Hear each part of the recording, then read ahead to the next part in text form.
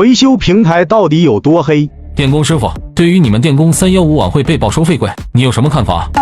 收费贵那又不是我们电工的问题，是你们上门维修的，报价也是你们报的，怎么能和你没关系呢？那我问你，我上门费收30贵不贵？不贵。我修个插座70贵不贵？不贵。我换个空开100块钱贵不贵？不贵啊。那你怎么能说我们电工收费贵呢？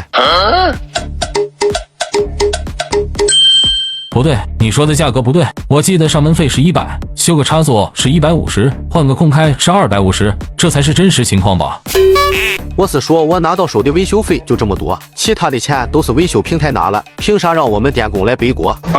这平台抽成60%？不可能吧？凭什么平台能拿60%？我也想知道他们凭什么拿60%？凭什么？